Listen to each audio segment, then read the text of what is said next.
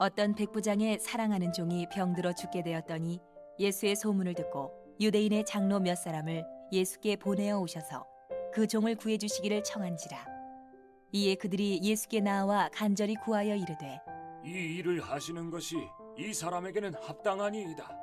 그가 우리 민족을 사랑하고 또한 우리를 위하여 회당을 지었나이다. 하니 예수께서 함께 가실새 이에 그 집이 멀지 아니하여 백부장이 벗들을 보내어 이르되 주여, 수고하시지 마옵소서. 내 집에 들어오심을 나는 감당하지 못하겠나이다.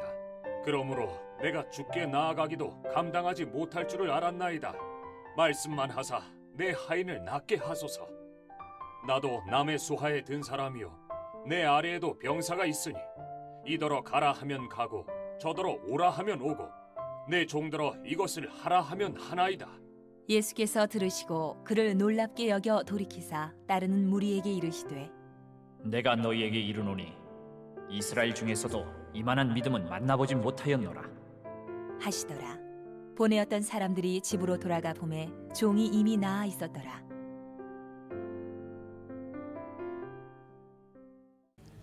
오늘 이 본문으로 겸손의 은혜에 대해서 말씀 생각하겠습니다. 우리가 하나님 믿는 믿음으로 세상 살아감에 있어서 하나님의 크심을 알고 이 크심 앞에 살아가는 삶이 얼마나 중요한가를 계속 말씀을 드립니다. 계속 말씀을 드린 것처럼요, 우리 인생의 모든 문제는 하나님의 크심 앞에서 사실은 어떤 것도 문제가 되지 않습니다. 그러니까 하나님의 그 크심을 모르고 그 크심 앞에 있지 않기 때문에 문제가 되는 것이죠. 사실은 문제는 아닙니다. 여기에 대한 분명한 우리 자신에 대한 그 믿음의 자세가 없이는 그 믿음이 우리에게 얼마나 유익할까. 현실적으로 믿음이라는 게 이 땅 살아가는 내 삶에서 천국은 갈는지 모르겠지만 예수 믿는 게 이 땅 사는 내 삶에 도움이 될까. 이 크신 하나님에 대한 믿음이 없다면 사실 의구심이 듭니다. 이 하나님이 얼마나 내 삶에 개입하시는가, 이 크신 하나님께서 내 삶에 구체적으로 어떻게 역사하시는가, 이걸 아는 것이 참 중요하죠. 그래서 우리가 신앙으로 좀 더 멋진 삶을 살기 원한다면요, 이 크고 놀라우신 하나님께서 지극히 보잘것없는 너무 못난 우리 같은, 어떨 때는 자주 부끄러운 그런 삶을 살아가는 우리 삶에 어떻게 개입하시는가를 바로 아는 것, 이것이 중요하다고 말씀드렸죠. 하나님 어떻게 개입하십니까? 하나님은 은혜를 주심으로 우리 가운데 개입하십니다. 그래서 은혜로 개입하시는 하나님의 그 크심, 이걸 알게 되면 내 삶의 형편이 어떠하든지, 얼마나 삶에 문제가 많든지 우리는 늘 담대하고 흔들리지 않고 오히려 더 적극적인 믿음에 선포하는 그런 삶을 살아갈 수 있게 되죠. 크신 하나님께서 은혜로 우리 인생 중에 개입하십니다. 그런데 오늘은 겸손의 은혜로 우리 가운데 개입하신다, 이 사실을 같이 생각하려고 하는 거죠. 예수 믿는 우리 그리스도인들에게 있어서요, 실패라고 하는 것은 사실은 다른 어떤 것보다도 겸손에 실패할 때 우리의 인생에 모든 실패가 다 있습니다. 적어도 믿는 사람이라고 한다면요, 겸손에 무너지면 다 무너지는 겁니다. 열심히 교회 봉사하고 교회 그리 오래 다니고 그러면서 어려움 당하는 사람이 있고 시험 든 사람이 있습니다. 겸손하지 않아서 그렇습니다. 기도는 그리 많이 하는데 열매가 없습니다. 기도는 그리 많이 하는데 말이 거칩니다. 그렇게 기도는 많이 하는데 여러 가지 문제를 일으킵니다. 겸손하지 않아서 그래요. 그래서 어거스틴이라고 하는 분은요, 천사를 마귀로 만든 것은 교만이고 인간을 천사로 만드는 것은 겸손이다, 그렇게 말했습니다. 그리고 겸손이라고 하는 것은 모든 미덕의 바구니다, 이렇게 말했습니다. 많은 미덕이 있습니다.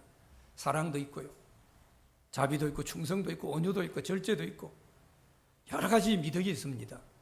그런데 이 미덕을 담는 바구니가 겸손이라는 거죠. 그러니까 어떤 실력도 겸손이라는 바구니에 들어가지 않으면 아름답지 않은 거예요.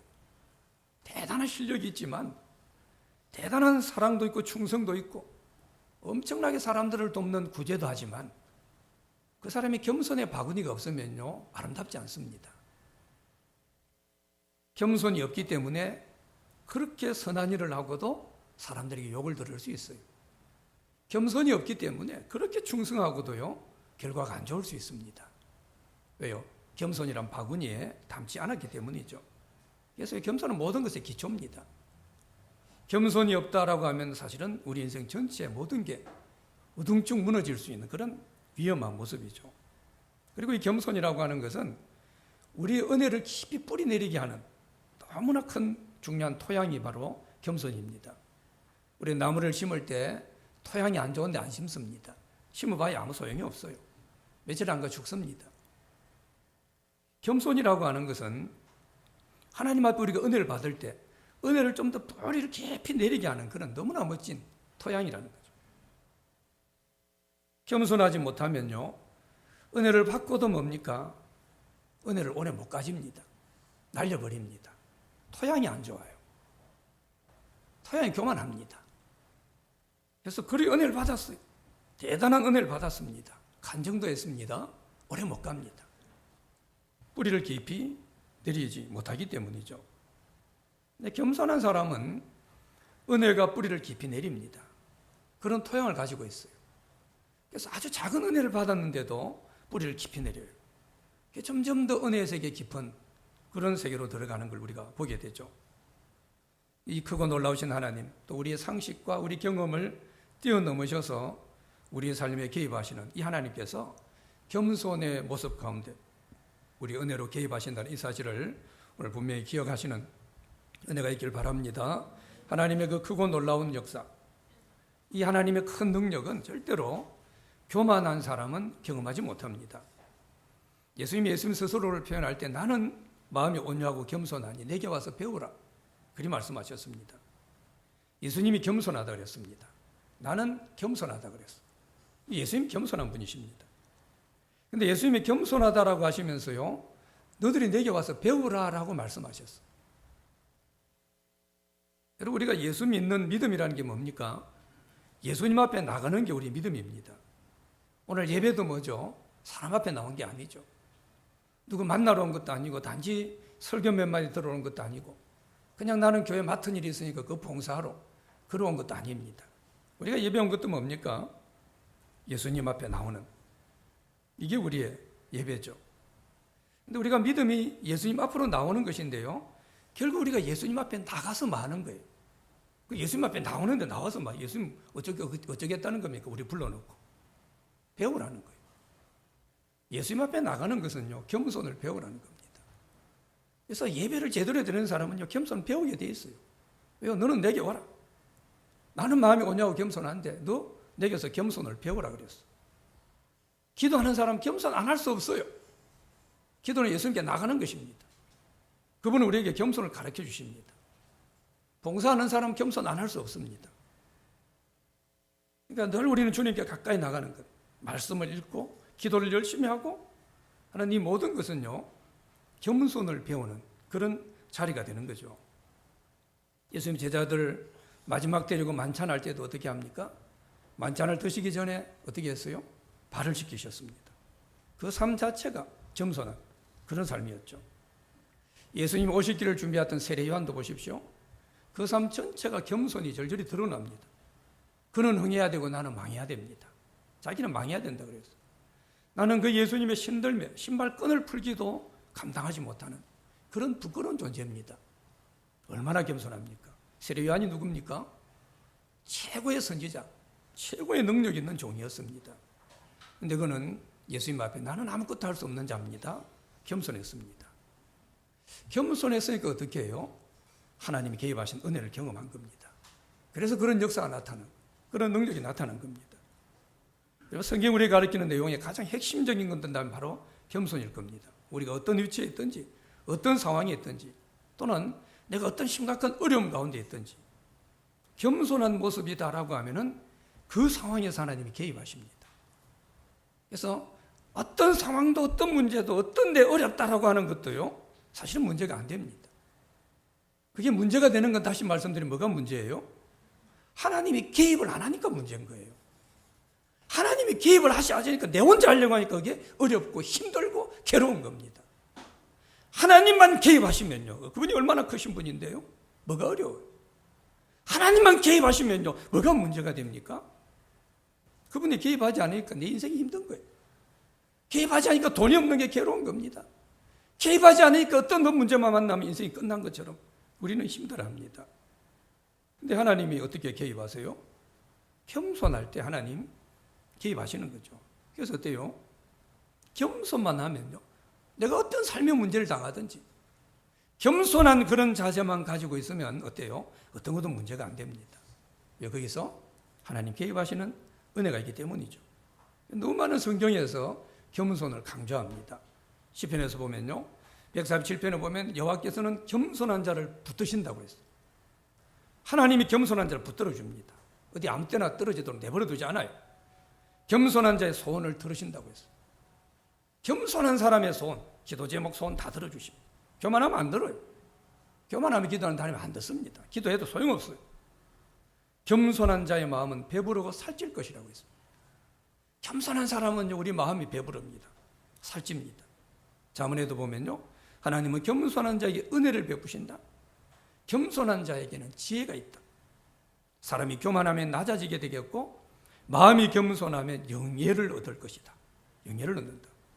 겸손과 여호와를 경외함의 보응은 재물과 영광과 생명이다. 겸손하면 재물도 얻는다. 그렇게 말씀하는 거죠. 근데 많은 사람들이 어때요? 조금 겸손하다가 이 겸손의 모습을 오래 가지지 못하고 금방 잃어버리는 경우가 많습니다. 그 이유 중에 하나가요, 겸손을 약하다고 생각하는 거예요. 겸손은 약자들의 전유물처럼 그렇게 생각해요. 네가 아무것도 없으니까 겸손한 거지, 이렇게 생각하는 거예요. 그래서 우리는 겸손을 오래 못 가집니다. 내가 괜히 계속 겸손하면 나만 손해볼 것 같아요. 왜요? 나는 약자처럼 보인다는 거예요. 여러분, 절대 겸손은요, 약자는 겸손할 수 없어요. 강자가 겸손한 겁니다. 힘 있는 사람, 이런 사람이 겸손한 겁니다. 성경 말씀에서 겸손이 얼마나 큰 위력과 능력이 있는지를 말씀하는지 모릅니다. 겸손할 때 존귀하게 되고, 겸손할 때 높임을 받고 인정을 받게 된다. 그렇게 말씀합니다. 잠언 22장 4절을 보면요, 겸손하면 재물과 영광을 얻게 된다고 말씀했다 그랬죠. 22장 26절에도 보면요, 겸손하면 먹고 배부르고 풍족하게 될 것이다. 겸손한데 먹고 배부른다는 거예요. 게다가 역대하 12장에 보면요, 겸손하면 재앙이 물러간다. 까지 이야기합니다. 겸손함에게는 재앙까지도 물러간다는 거죠. 그래서 겸손함은 유약한 것하고 다릅니다. 이런 수많은 겸손에 대한 말씀들은 우리 인간의 지혜에서 나온 말씀이 아닙니다. 하나님의 말씀이에요. 하나님께서 우리 인생 가운데 개입하셔서 어떻게 겸손한 자 가운데 역사하실 것인가에 대해 말씀한 그런 말씀이라는 거죠. 이 겸손이 얼마나 유익하고 얼마나 능력이 있는지 여러분, 우리는 분명히 알 필요가 있습니다. 오늘 읽은 이 본문에 보면요, 예수님께 겸손의 모습을 보여서 큰 기적을 경험하고 또 너무 큰 칭찬받은 한 사람을 보게 되죠. 가버나움에서 일어난 사건이죠. 예수님께서 이만한 믿음을 이스라엘 중에 보지 못했다. 칭찬받은 백부장입니다. 백부장, 로마 백부장이죠. 이 사람은 뭡니까? 점령군입니다. 그 밑에 100명의 군사를 거느렸죠. 지금 하면 대대장. 근데 지금 대대장 정도의 계급으로 생각하면 안 됩니다. 훨씬 그 이상입니다. 엄청난 권력을 가진 그런 사람이 바로 백부장입니다. 보통 점령지의 사람들은 어떻습니까? 어떤 자기 지역을 점령하면 그냥 그 사람들을 괴롭히고 박해를 하기 때문에 점령군들은 그렇게 대접을 못 받습니다. 악감정을 가지게 되죠. 우리가 일제감정기 때 얼마나 일본 사람들이 우리를 박해했으면요, 지금도 우리 한국 사람들은 일본 사람이 이야기할 때 무심코 일본 놈이란 이야기를 하죠. 얼마나 우리가 그 사람들의 박해를 당했습니까? 좋은 감정이 없어요, 그 사람들한테. 근데 유대인들이 어때요? 이 백부장은 점령군이거든요. 근데 백부장에게 너무 호의적입니다. 모든 사람 백부장을 도와달라고 합니다. 백부장 집에 하인이 아픕니다. 근데 오늘 본문에 보면 어때요? 장로들이 와가지고, 유대인 장로들입니다. 예수님께 쫓아와가지고 뭡니까? 이 사람을 도와주는 게 합당합니다. 이런 사람은 도와줘야 됩니다. 본문의 4절에 그렇게까지 이야기를 합니다. 얼마나 이 백부장이 겸손하게 유대인들을 도운 그런 사람이었는가를 짐작할 수 있죠. 자, 이렇게 백부장 유대인 장로 몇 명을 예수님께 보냅니다. 뭔 부탁을 합니까? 2절에 보면요, 그 집에 종이 병들어 죽게 되었습니다. 그래서 우리 집 종을 좀 구해 주십시오, 이 부탁을 하는 거죠. 이 당시 백부장이라고 하면 하인 한두 명 정도는요, 죽이기도 하고 살리기도 할 수 있는 그런 권세가 있습니다.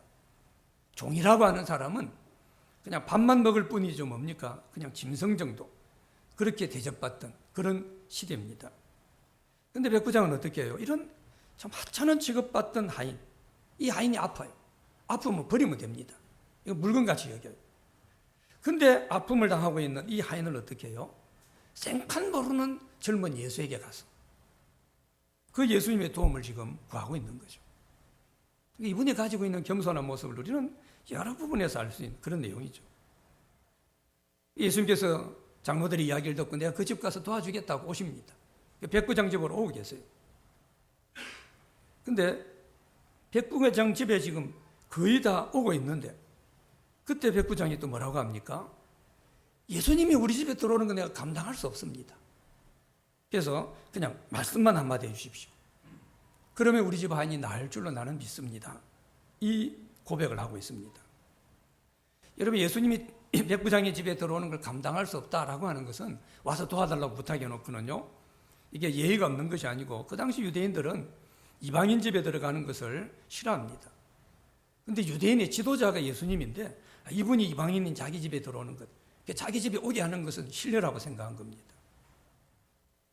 사실은 이 당시 관례로 보면 어때요? 정복자의 장교가 그냥 아주 어린 젊은 영적 지도자 하나 오라가라 하는 건 문제도 아닙니다. 말 안 들으면 그냥 거기서 죽일 수도 있어요. 점령군 백부장입니다. 근데 오시는 것도 내가 감당할 수 없습니다. 그냥 말씀만 한마디 해주십시오. 이런 모습을 보이는 거죠. 이 겸손의 모습 때문에 주님이 가정의 문제에 친히 개입하시죠. 그래서 그 종을 치료하시고 거기다가 이만한 믿음을 본 적이 없다라고 하는 그런 큰 칭찬을 베풀어 주는 걸 보게 됩니다. 오늘 본문의 이 백부장의 모습을 보면서 겸손의 은혜가 어떤 모습인가 우리가 좀 더 생각하고 이것이 여러분 가운데 주님 음성으로 들려지는, 그래서 정말 이 겸손의 은혜를 놓치지 않는 우리 모두가 되시기를 우리 주님 여러분으로 부탁합니다. 첫 번째요, 백부장이 가진 겸손은 제일 먼저 중요한 것은 자기 자신의 진짜 위치를 분명히 알고 있습니다. 자, 백부장은 외적으로 보면 어때요? 로마의 통치자입니다. 예수님은 식민지의 젊은 그냥 영적 지도자에 불과합니다. 자기 마음대로 오라가라 할 수 있는 그런 사람이라 그랬죠. 근데 예수님을 이 백부장은 어떤 소문을 들었는지 주님이라고 표현해요. 6절에 보면 예수님께 주여라고 이야기합니다. 7절에도 보면요, 내가 죽게 나가기도 감당지 못합니다. 그렇게 말합니다. 여러분, 겸손이라고 하는 것은 자신의 진짜 모습이 어떤 것인지, 내 진짜 위치가 어떤 것인지 분명히 할 때, 그럴 때 겸손은 드러납니다. 여러분, 사람들이 왜 교만합니까? 자기 위치를 몰라서 그래요. 자기 자신을 몰라서 그렇습니다. 나는 그 정도 대우받을 만한 사람이라고 생각하니까 교만한 거예요. 나는 그 정도 사람들에게 존중받아도 되고 나는 이 정도 말해도 된다. 그러니까 어떻습니까? 교만한 거예요. 내가 이 정도 말하는 거 나는 이 정도 위치에 있다고 생각하는 거예요. 그래서 막말하는 거예요. 자기는 그래도 된다고 그렇게 생각하는 겁니다. 사실은 우리가 그런 위치에 있는 사람이 아닙니다. 천사가 여러분 왜 타락했습니까? 자기 위치를 모르고 날뛰었죠. 그래 천사가 타락한 겁니다. 우리 인간의 타락도 마찬가지입니다.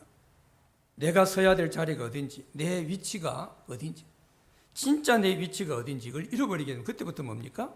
우리는 타락합니다. 우리 인간은요, 대단히 유한한 존재입니다. 팔이 하나 툭 잡아버리면 죽어버리죠. 그래서 어이구 팔이 그러죠. 사실 하나님의 뿌리가 파리만도 못합니다. 대단히 유한한 존재. 또 얼마나 심각한 죄인인지 모릅니다. 이 죄의 문제는요, 우리 전체 문제입니다. 얼마나 우리가 무가치한 존재입니까?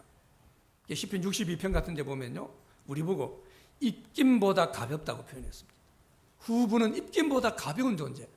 그게 우리라고 성경은 말씀하고 있어요. 하나님 말씀입니다. 내가 좀 돈을 벌었습니다. 돈을 좀 벌었다고 해서요, 내가 돈을 이만큼 벌고 살 수 있는 그런 사람이라고 생각하면요, 교만합니다. 그래서 폼을 잡는 거예요. 내가 대통령이 될 만한 사람이다. 내가 국회의원이 될 만한 사람이다. 그리 생각할 때 그때부터 그 사람들은요, 교만하게 돼요. 자기 위치가 원래 그런 게 아닙니다. 근데 나는 그런 위치가 된다라고 생각하니까 내 원래 위치를 잊어버리기 때문에 어때요? 사람은 교만한 거예요. 사실 우리는 그런 사람이 못 됩니다. 다른 사람이 뽑아줘도 대통령이 된 거죠. 다른 사람이 뽑아줘서 내가 국회의원이 된 겁니다. 내가 뭐 잘나가지고 그런 거 아니에요. 지가 아무리 재주 있고 많이 배워도 어때요? 사람들이 표를 안 주면 안 되는 거예요. 근데 내가 그만하다고 생각하니까 뭡니까? 권력만 잡으면. 그만하다고 생각하니까 어떤 자리만 올라가면 사람들은 교만해지는 거예요. 그때부터 교만이 되는 거죠. 자기 위치를 잊어버리는 겁니다. 한 10년 전에 누군가 부탁으로 원주에 사는 어떤 한 여자 청년이 우리 교회에서 생활하겠다고 해서 제가 허락을 했습니다. 저는 교회를 개척하고 나서부터 그냥 세를 얼마나 내고 특히 이쪽에 이사 와서는요 너무 비싼 세를 주니까 그냥 뭐라도 했으면 이 공간에서 평일날은 놀고 있으니까. 그래서 누가 여기서 생활한다면 저는 뭐 적극적으로 환영했습니다. 여기서 생활하고. 또 교회 생활하게 되면 한 번이라도 예배 드리게 되고 기도의 자리에 한 번이라도 나오게 되죠. 늘 환영했습니다. 그리고 많은 청년들이 또 많은 사람들이 우리 교회에서 지금까지 생활했죠. 이 이야기를 듣고 누군가가 저한테 부탁을 했어요. 원주에 사는 여자 청년인데 여기 뭐 직장 때문에 왔는지 모르겠어요. 지금 자기 형편상 집을 구할 형편이 안 되니까 교회에서 좀 생활하게 해달라고 부탁해서 제가 불편하다고 했어요. 좀 불편해서 괜찮겠냐고 몇 번을 물어봤습니다. 자기 지금 상황이 여기밖에 갈 데가 없어요. 그래서 너무 감사하다고 몇 번을 감사하다고 저를 볼 때마다도 이 자매가 인사했습니다. 자기를 여기 생활하게 해서 고맙다고. 근데 이 자매가 한 달을 안 있었어요. 한 달 안 있고 나가버렸습니다. 말도 없이 나갔어요. 나중에 그 소개해 준 사람 이야기를 들어보니까요. 저를 볼 때마다 고맙습니다. 저를 여기서 생활해 주기 위해서 고맙습니다 했던 그 친구가 화장실이 좀 불편해요. 씻는 데가 불편해요. 사람들이 뭐 저녁에 막 떠들어 쌓고 하니까 시끄러워서 너무 불편해요. 그래서 그냥 말도 없이 인사도 하지 않고 나가버렸어요. 전혀 알지도 못한 자매입니다. 사실은 좀 수상할 수도 있어. 뭐 물건 들고 가버리면 어떡합니까? 이 자매가 좀 뭐 덩치도 있었거든요. 들고 가버리면 어떡해요? 근데 누군가 부탁이 제가 있고 너무 또 들어보니까 상황이 좀 어디 이런 상황 여기서 좀 있어야 되는 그런 상황이라서 그래서 허위로 조건 없이 생활하도록 허락해 줬는데 이런저런 불평. 나중에는요 저한테까지 불평을 했다고 그래요. 제가 아무것도 말한 것 없습니다.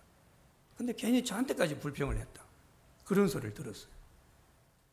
이게 아주 적절한 예가 될는지는 모르지만 여러분 우리에게 이런 모습이 있다면 우리는 겸손을 기대하기 어렵습니다. 진짜 내 모습을 모르는 거예요. 진짜 내 위치를 모르는 겁니다. 그러니까 불평이 있는 거죠. 그래서 우리는 겸손을 잃어버리게 되는 거죠.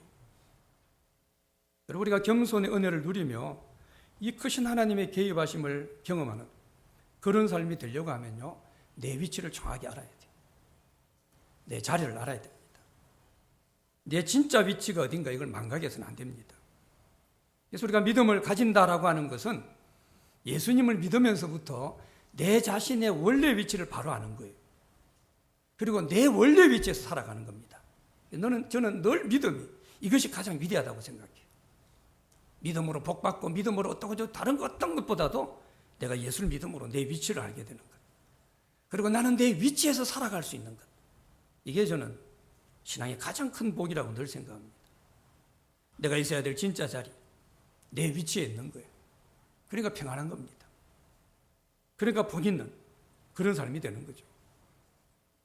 그래서 어떤 상황에서도 우리가 뭐 문제가 있고 어려움이 있다고 해도요, 기도하면 할수록 하나님 말씀으로 은혜를 더 깊이 경험하면 경험할수록요, 우리가 담대해져요. 왜냐하면 하나님의 은혜를 붙들면 붙들수록 어떻게 됩니까? 나 자신의 분명한 위치를 알기 때문이다.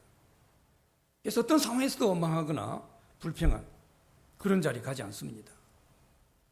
이 겸손의 은혜로 능력 있는 그런 삶이 되기 위해서는 우리 진짜 위치를 여러분 절대 놓쳐서는 안 됩니다. 사도 바울처럼 나는 죄인 중에 괴수다. 우리가 이런 고백은 못할는지 몰라요.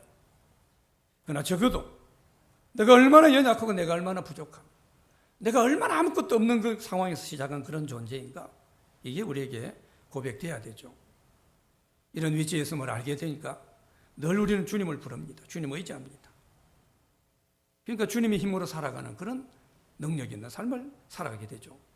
여러분, 겸손은 바로 이런 모습을 이야기합니다. 이런 겸손의 모습이 있을 때 하나님 우리를 존귀하게 높이십니다. 하나님 우리에게 뭡니까? 배부르게 하시고 살찌게 하시고 재앙까지 물러가게 하시는 그런 하나님의 개입하심의 은혜를 베풀어 주시는 거죠. 그다음에 두 번째 이 본문의 백부장에서 볼 수 있는 것은요, 이 백부장의 겸손해 가지고 있는 모습은요, 철저하게 주님의 말씀에다가 뿌리를 두고 있는 그런 모습을 보게 돼요. 이 사람이 어떻게 예수님에 대해 소개를 받았는지 알 수는 없습니다. 소문을 들었다는 표현이 나옵니다. 근데 예수님 소문을 듣는데 어때요? 야, 이분이 능력이 있다는 거 들은 거예요. 그리고 이분이 한번 딱 말씀하시면 뭐든지 이루어진다, 이걸 들은 거예요. 이 사람은 어찌 보면 한 번만 딱 들었는지도 모르고, 우리는 매번 들어요. 이분은 딱 한 번 들었는지 몰라요. 예수란 분이 있는데 이분이 얼마나 능력이 있으며 이분이 한 번만 말씀하면 막 얼마나 놀라운 역사예요. 이걸 이분이 지금 들은 거예요. 근데 어때요? 이 백부장의 이 겸손한 믿음은 이 말씀에다가 근거를 두고 있는 거죠. 예수님께 자기 종을 치료해 주기 위해서 집으로 오시죠. 그때 7절에 보면 뭐라고 합니까? 말씀만 하사 내 하인을 낫게 하소서 라고 부탁합니다. 8절에도 뭐라고 이야기합니까? 나도 내 위에 상관이 있고 내 밑에 부하도 있는데, 상관은 부하한테 한마디만 말하면 가라면 가고 오라면 옵니다. 뭘 굳이 와서 손댈 필요 없습니다. 나 같은 백부장도, 자기 같은 하잘것없는 백부장도 가라면 가고 오라면 오는데, 하나님이신 주님이, 하나님이신 예수님이 한 말씀만 하면 굳이 우리 집 올 필요 있겠습니까? 깨끗하게 내 종이 나을 줄 난 믿습니다. 이 고백을 하는 거죠. 예수님께서 이만한 믿음을 보지 못했다라고 여러분 칭찬할 만한 그런 믿음이죠. 8절에 보면요, 말씀만 하사 그랬거든요. 이 원문의 뜻은요, 단지 한 말씀만 하옵소서 이 말입니다. 여러 말씀 할 것도 없습니다. 길게 말할 것도 없습니다. 한 말씀만 해주십시오. 우리 주님의 말씀은 이 말씀 자체가 능력 자체입니다. 그러니까 이걸 굳이 많이 말해야 할 필요가 없어요. 말씀 자체가 능력이에요. 한 말씀만 툭 우리 가운데 던져주셔도 하나님 역사가 일어날 줄로 믿습니다. 그리 말하는 거죠. 헬라 성경 원문에는요, 알라모논 에이페로고라고 이렇게 표현되어 있습니다. 이 말이 어떤 의미냐면요, 오직 한마디 말씀으로 끝장내 주십시오. 쉽게 표현하면 그런 의미입니다. 하나님 말씀, 주님 말씀이 능력이 있으니까 굳이 우리 집에 오셔서 우리 하인을 만져 그럴 필요 없이 그냥 한마디 말씀으로 여기에서 끝장내 주십시오. 이 믿음입니다. 우리 믿음은 어떻습니까?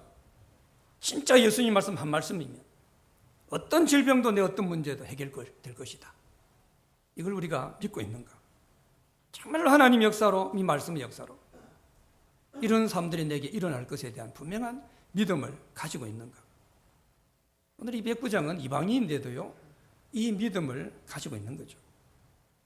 우리가 겸손의 은혜로 살아가기 위해서는 철저하게 이 주님의 말씀에다가 근거를 둬야 됩니다. 말씀이라는 근거에서 우리가 놓치게 될 때요, 겸손을 잃어버려요. 그때부터 우리는 세상이 보이고 상황이 보이고 내가 보입니다. 근데 딱 말씀에 집중하면요, 달라져요. 내 삶의 형편이 어떠하든지 우리가 주님 말씀에다가 뿌리를 두게 되면요, 교만하지 않고 겸손한 그런 삶을 살게 되죠. 내가 엄청나게 돈을 많이 벌었습니다. 하나님이 성성장구 잘 됩니다. 손만 대면 말 그대로 대박이 터집니다. 그래도요, 말씀에 뿌리를 둔 사람은 절대 교만하지 않습니다. 그런 사람 많습니다. 그런 부자 많습니다. 근데 뭐 하면 돈만 좀 생기면 부자가 되면 어때요? 말씀이 없는 사람, 말씀에 뿌리가 없는 사람은 금방 교만해져요.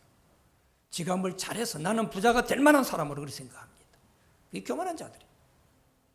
내 삶이 아무리 고통이 계속되고요, 아무리 길이 막혀도, 사람들에게 억울한 일을 당하고 또 당해도요, 하나님 말씀에다 뿌리를 두게 되면 교만하지 않습니다.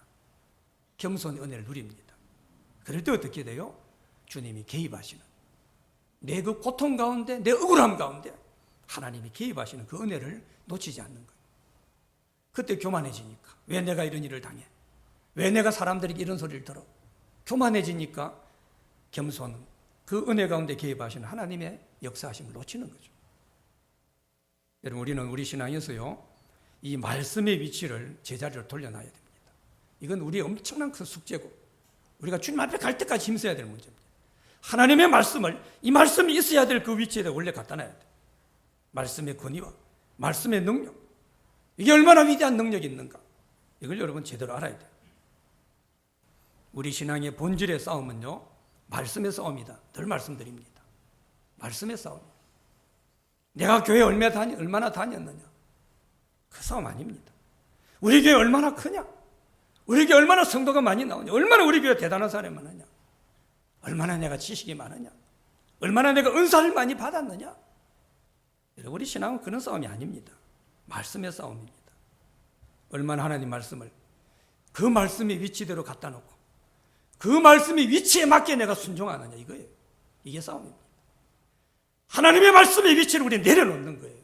내 형편에 맞게, 내 수준에 맞게, 내 상황에 맞게 이 말씀을 쭉 끌어내려는 거예요. 그러니까 우리 믿음이 없는 거예요. 내가 마지막 때 믿음을 보겠느냐? 성경을 이리 하는데 왜 믿음을 못 보세요? 성경을 이리 공부했는데 왜 하나님 우리 믿음을 못 보세요? 근데 못 본다 그랬어요.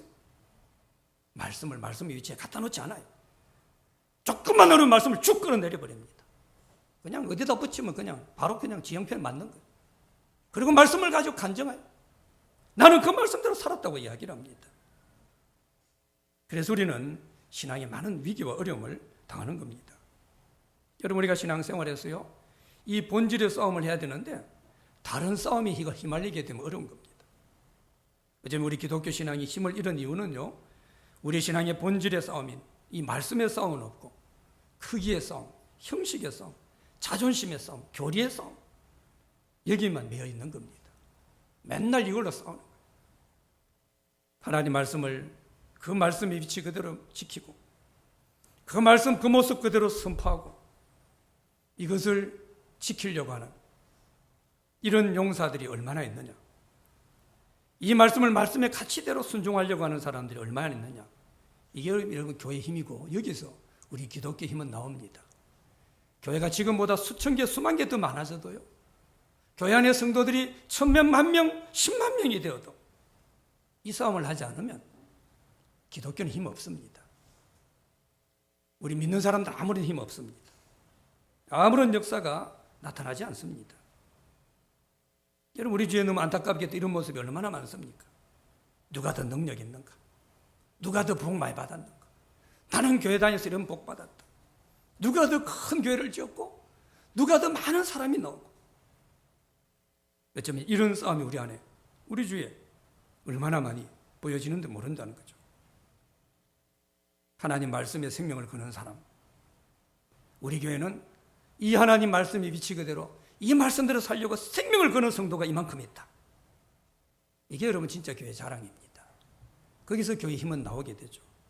교회들이 그렇게 세워지면 어떨까요? 교회 안에서 놀라운 일이 일어납니다. 우리 기독교는 세상을 완전히 변화시키는 빛과 소금 역할을 감당하게 되는 겁니다. 여러분, 우리 제자교회가 정말 힘 있는 교회가 되려면 어떻게 해야 됩니까? 지금보다 사람을 10배 더 모으면 힘이 있을까요? 아닙니다.